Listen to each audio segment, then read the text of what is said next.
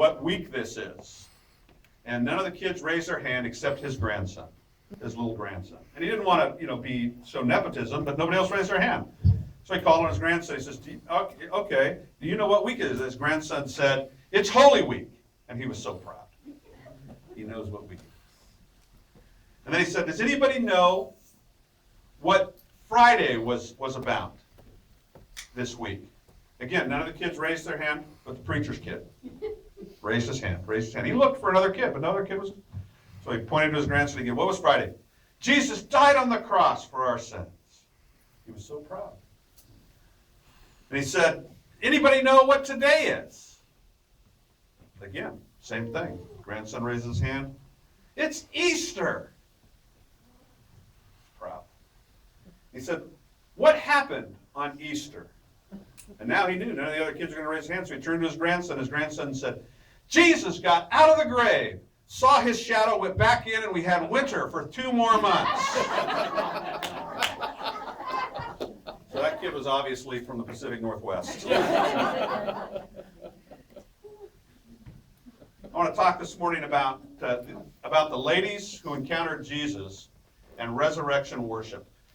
Just as an aside, one of the evidences for the historicity of the resurrection, I'm not going to give an apologetic this morning on how on trying to prove that the resurrection happened. I've done that before on previous Easters and how that points to the validity of the Scriptures, validity of Jesus. I'm not going to talk about that this morning, but I am going to make one point about that. One of the things that points to the validity of the New Testament accounts about the resurrection of Jesus is the overwhelming inclusion of women in the story. And we don't get that in our culture because we're much more inclusive of women. But in that culture, if somebody would have made up an account of Jesus rising from the dead, in that culture, they never would have put women in the forefront as the first evangelists and the first worshipers of Jesus. That was a scandal. Women were viewed back then as second-class citizens. I'm sorry, that's just the way it was. Don't blame me. I don't think that. I realize you're much smarter than we are. You're better drivers. I get it all.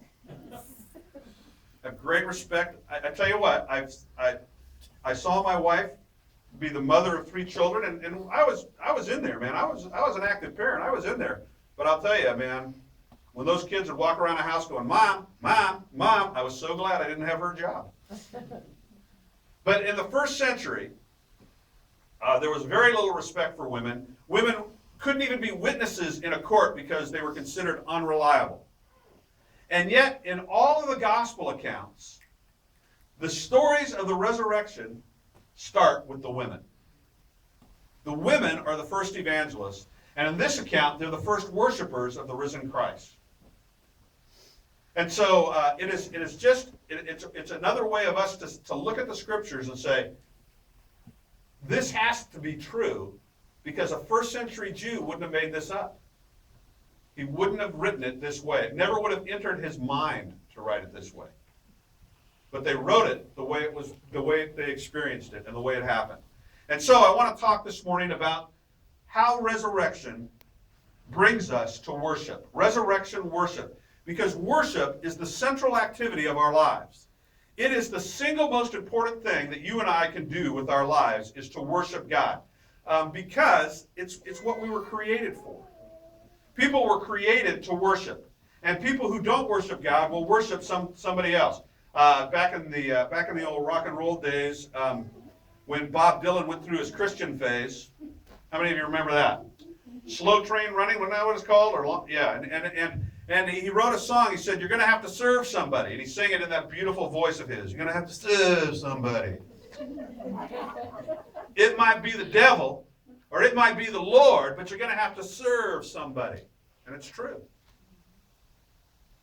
The Pacific Northwest, Seattle, one of the least churched, one of the least worshipful places on earth. But look what happens when their football team excels.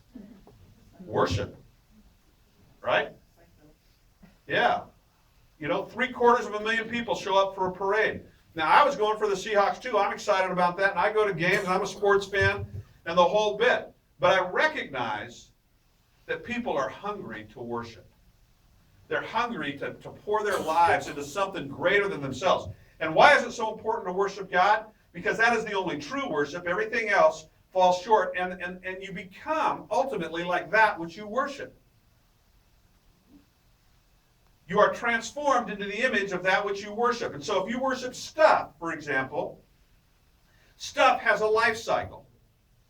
Stuff is new, and it's exciting, and it's fun, and then it gets old, and it breaks, and it becomes junk.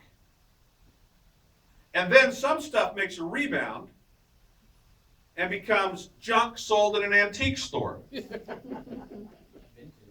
Yeah. And I'm sorry, just my opinion, you can pick on me, it's still junk. For years, one of my covets is I covet new shiny cars. I've never had a new shiny car.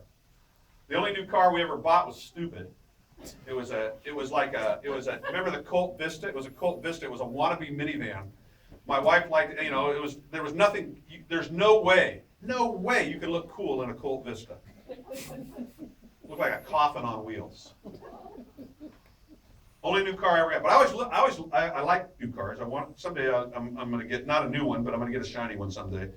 And anyway, but one day I was driving down the highway and I looked and I was complaining about, I've always had old cars and they always run and God's always provided, but I was whining about my old car. And I looked over at a junkyard full of cars and the Lord spoke to me. He said, every one of those pieces of junk was somebody's shiny new car one day. That's what happens with stuff. And so if you worship stuff, ultimately your destiny is to be upon the junk heap of history. You become like the stuff you worship. And so worship is the most important thing that we can do in our life. And the resurrection of Jesus Christ from the dead, the first response it calls us to a whole life response. But the first response it calls us to is worship. And I want to talk about, there are three elements of worship Matthew 28 talks about.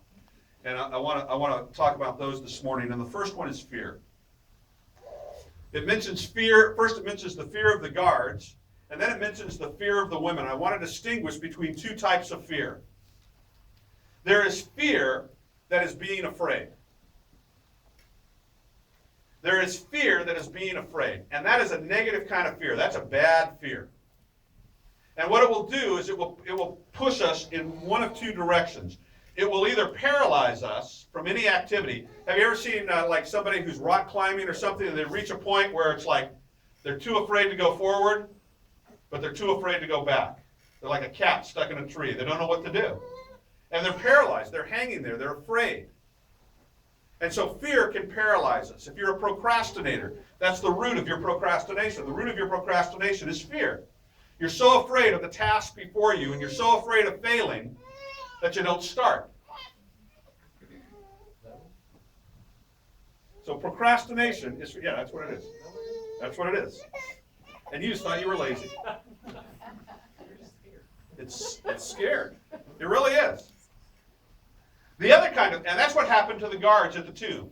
You notice an angel showed up, earthquake, bright lights, loud noises, stones rolled away, and these brave soldiers, these brave Roman soldiers who are trained to face down death, who are trained to charge people with swords and spears and shields, who are trained to take lives and to risk their own lives in taking lives. These brave soldiers wet themselves and fell down in a panic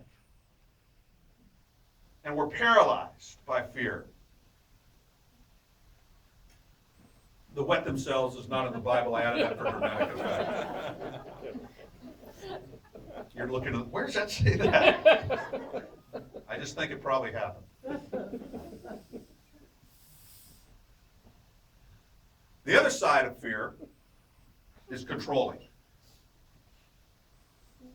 Anytime you run into a control freak, anytime you run into somebody who's big into control, you know that the root is fear.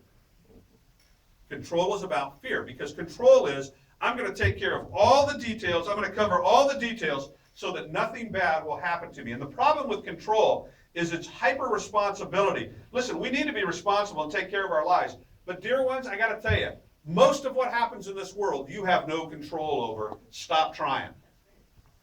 And one of the things you have no control over is the person living with you, or the people living with you. Oh, you got small children, you got some say.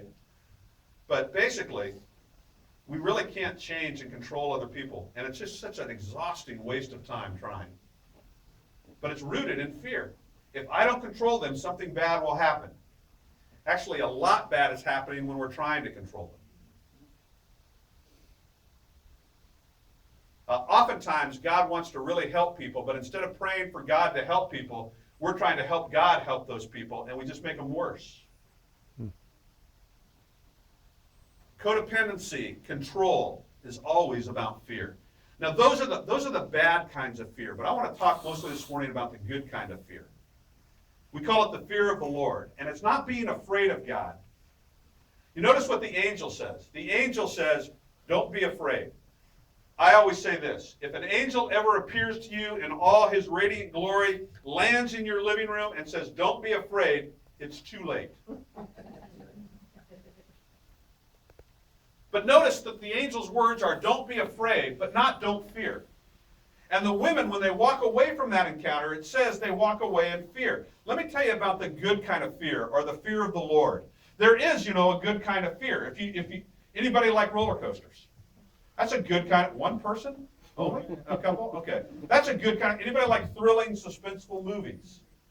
All right, my grandson, he likes now the boo game, boo, peekaboo, and he'll giggle. What is that? That's shock, that's fear. But it's a good fear, it's a fun fear. And so if you don't know him that well, though, don't try it, because his bottom lip will go out, he'll tremble, and he'll cry, and then you'll feel bad.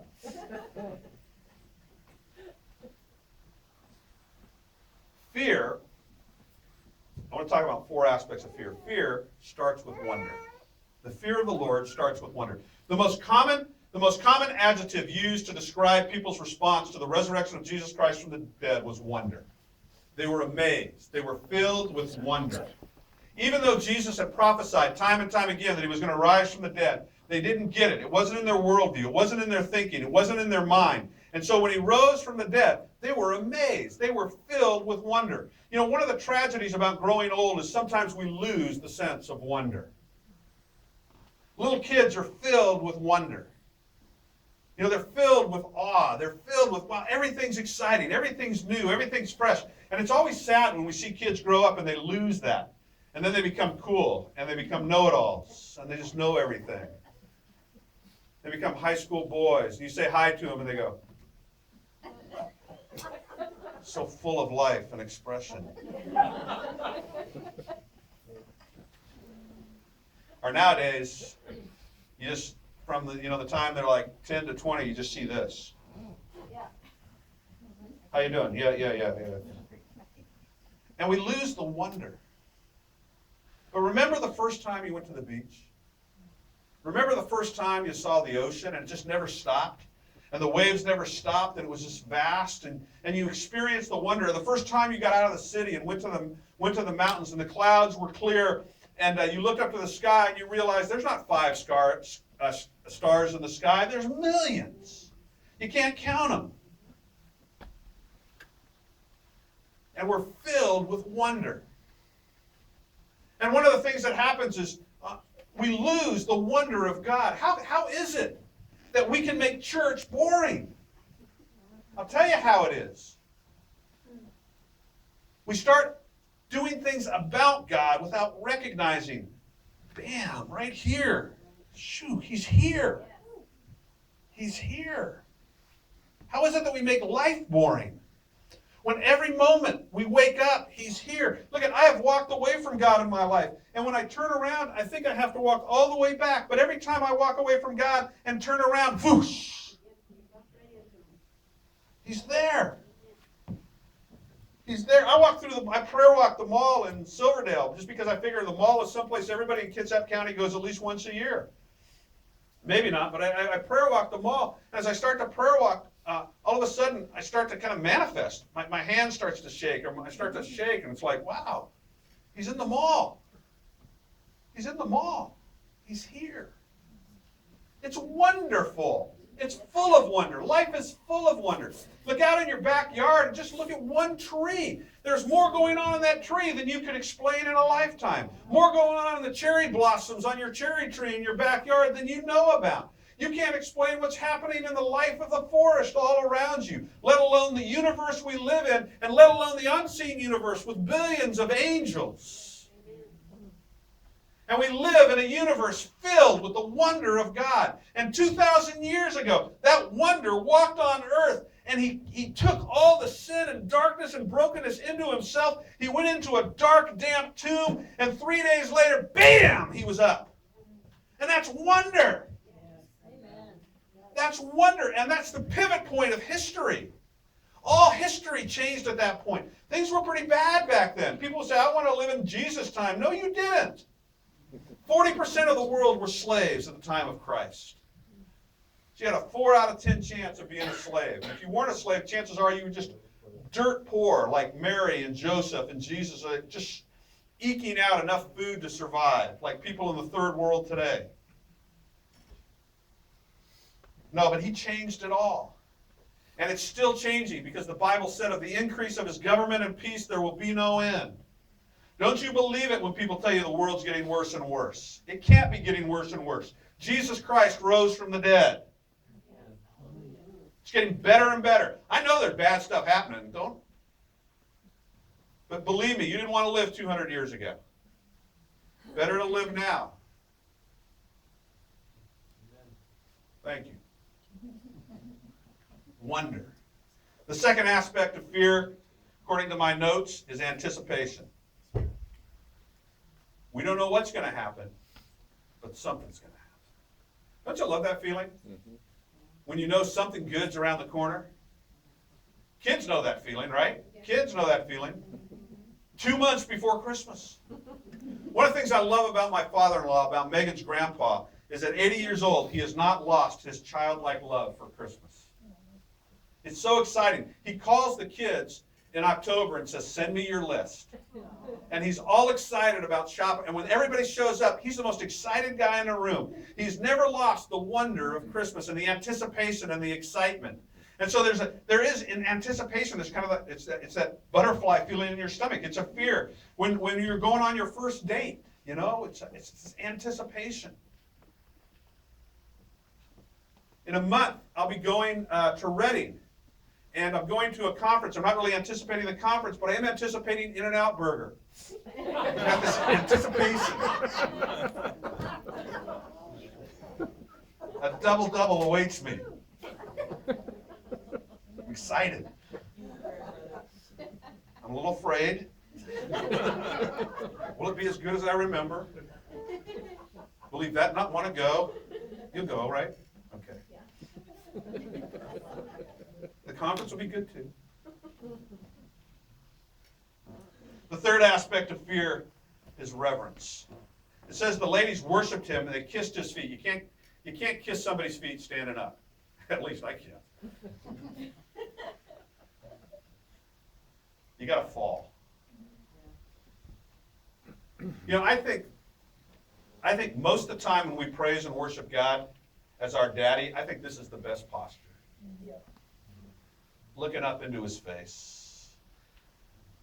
When my kids were small and I would go out of town for a week and I'd come home, they would run to me, and when they would run to me, their arms would be lifted in the air. As they got older, they would run past me to look into my suitcase to see what I bought them. But when they were little, they just ran to me, and their arms would be lifted in the air. And what do you think I did when my kids